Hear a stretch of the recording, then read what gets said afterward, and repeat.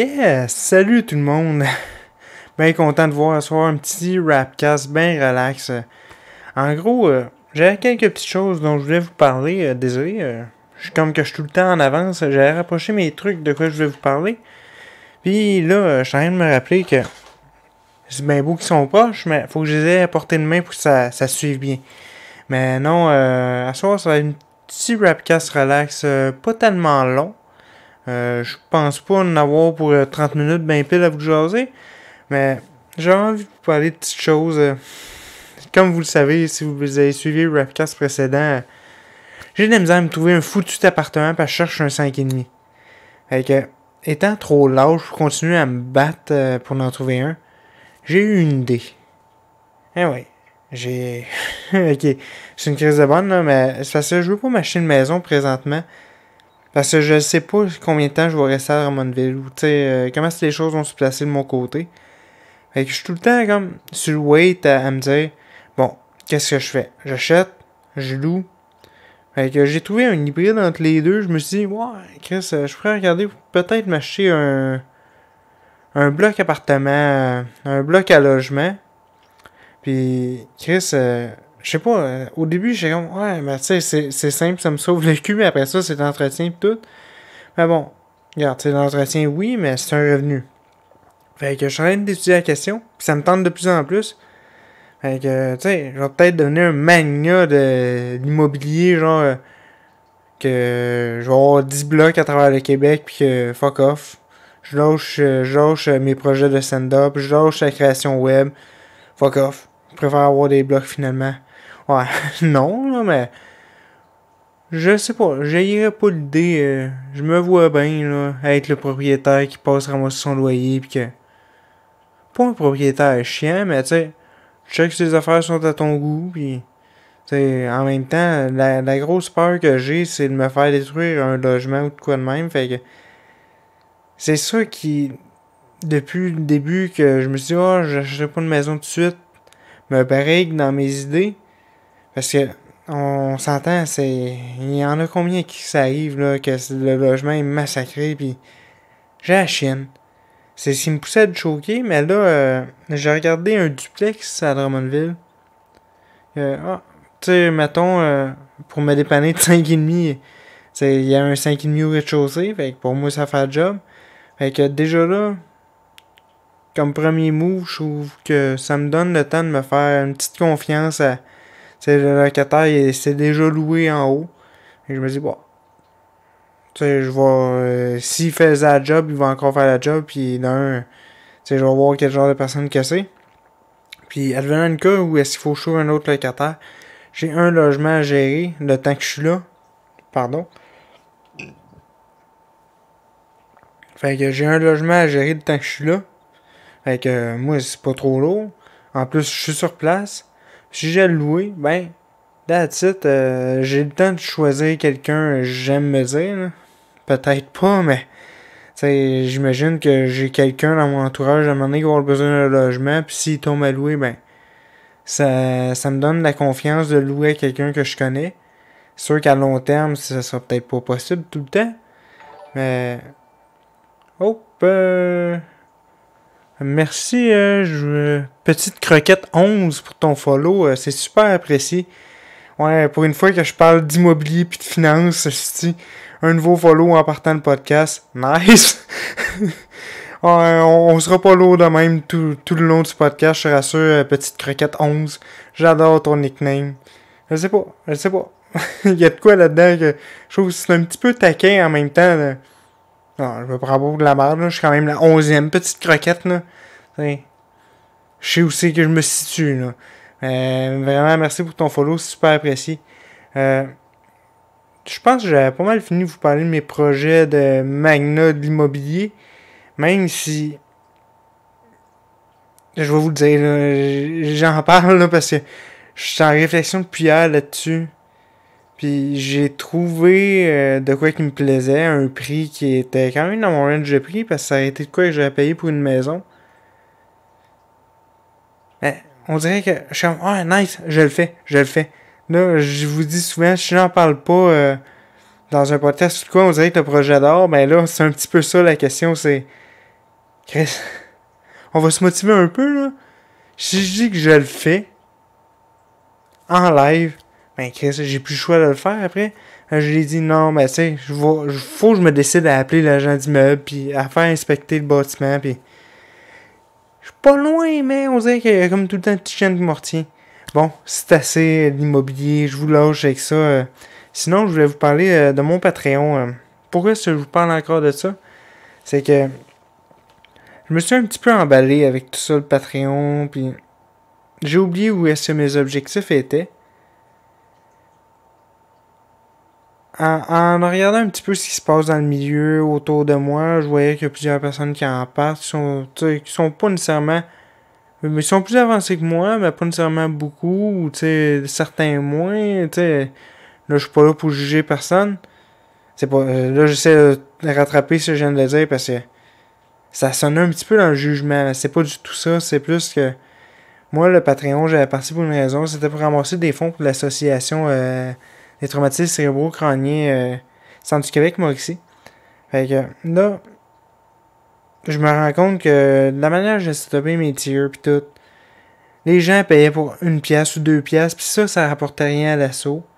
Puis oui, ça me forçait à mettre du contenu exclusif. J'aimais ça d'en mettre, là. C'est pas ça que je vous dis, mais ça avait beaucoup changé ma manière de créer. Puis ça, d'ailleurs, on va en revenir plus tard.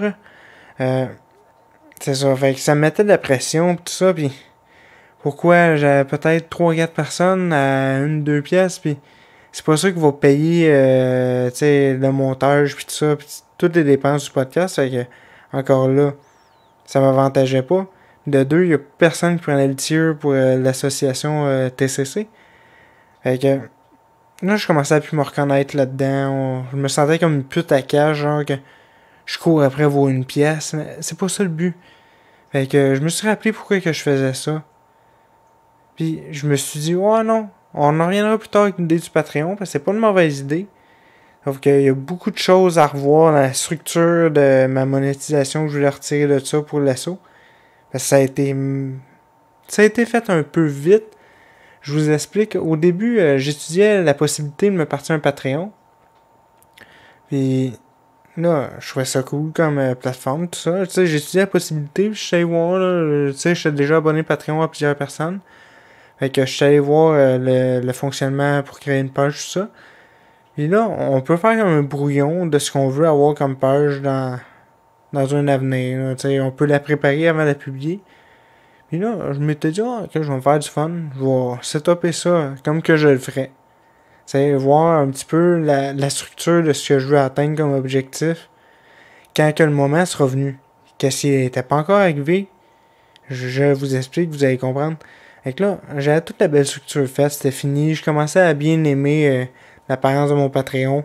Mon Patreon qui était pas disponible pour personne, mais que j'avais fait comme tout le plan, le business plan, si on veut, là. Et que, nice. J'aimais ça. Je le regardais à tous les jours. Je me disais, hey, j'ai hâte de le mettre en ligne. Puis, tu sais, j'avais déjà des exclusivités en tête de qu'est-ce que je pouvais sortir. Puis, j'avais même, tu sais, je produis tout le temps un petit peu de matériel qui se ramasse soit en stand-by pour une sortie prochainement ou. Tu sais, le matériel s'accumule des fois où il y a des épisodes des têtes creuses que, ok, pour certaines raisons, ils n'ont pas sorti définitivement sur YouTube ou sur Facebook. Fait que j'ai gardé dans le projet d'avoir un Patreon, tout ça. Là, ça s'accumulait. Je suis comme, Chris, c'est déjà tout prêt. Qu'est-ce qui m'empêche de cliquer sur publier, puis let's go, je vais voir qu'est-ce que ça va faire. Tu sais, j'en fais beaucoup de projets, mais là, j'ai comme eu ce flash-là. Je me suis dit, je le fais. I guess que c'est un pile face, je le fais. Finalement, j'ai réalisé que non, j'étais pas du tout rendu là non plus. Autant dans ma façon de créer, parce que on s'entend que ma façon de créer présentement est faite pour... je crée. Il y a une date de diffusion pour les podcasts avec invités prévus d'avance. Ça, c'est bien. Ça permettait de sortir des épisodes en avance. Mais comme pour les rapcasts ou pour les vlogs, j'aime ça, je le fais, je le sors.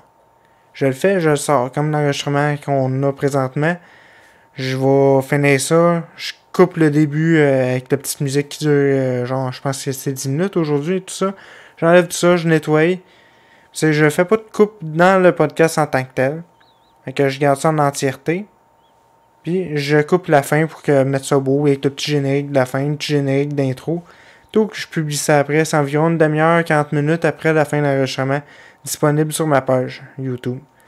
Nice. J'aime ça de même. Sauf que là, avec le Patreon, je me sentais coupable de faire ça parce que là, il n'y avait plus d'exclusivité au niveau des Patreons. Ben, tu sais, pour les Rapcasts, tout ça, des choses comme ça. Fait qu'il y avait tout le temps un délai. Des fois, j'étais rendu 2-3 Rapcasts plus tard où les vlogs, ça suivait plus. Là, je parlais de quoi dans un Rapcast ou dans un vlog, puis là, je suis comme, ah, mais c'est-tu déjà sorti ça? Puis, à ce niveau-là, je fais trop de projets en même temps, puis c'est ça, pour tout ce qui est docu et ces gros projets-là qui s'en viennent. Mais il n'y a rien qui m'empêche de les faire pareil, puis à ce moment-là, je réévaluerai la situation d'un coup que c'est fini. Si le Patreon devient viable, si le Patreon devient utile, si j'ai la volonté de le faire. Si j'en vois la nécessité ou l'avantage au niveau de l'assaut, là je le ferai. Mais sinon, ces docus-là, ils vont sortir sur YouTube ou en quelque part. Puis si je veux pas les sortir tout de suite parce que j'attends des circonstances que les choses se placent, mais j'attendrai, puis il n'y aura personne qui aura d'exclusivité. Je me trouvais prétentieux de me passer un Patreon là, avec le recul, puis en analysant tout ça. Là. Wow, c'est lourd un peu. Rien que le regarder, ça me donnait mal au cœur. Ouais. Fait que j'ai mis la clé dans la porte. Il est encore là, mais il est invisible. Fait que si vous êtes intéressé à devenir Patreon, ben je vous en lâche un Q quand que je vais le repartir. Sinon, that's it. Je vous parlais un petit peu de mon processus créatif, tout ça. Tu sais, autant pour les rapcasts, pour les podcasts, les vlogs. Là, je suis en grosse remise en question. Je me cherche encore. Je me rends compte à chaque fois que je fais un projet. Je l'aime sur le coup. Je le regarde 2-3 jours après. Je l'aime déjà moins. Pourquoi? Parce que je suis encore en train de chercher qu'est-ce que j'aime, qu'est-ce que j'aime pas. On s'entend, je suis dans la première année. Ouais, je suis un petit nouveau encore. Puis c'est que des fois, je veux tellement que mes choses marchent, je mets la charrue avant les bœufs. C'est quoi l'expression? Je mets les bœufs avant la charrue, c'est ça. Non, la charrue avant les bœufs. J'ai eu correct sur un coup. Le doute, hein.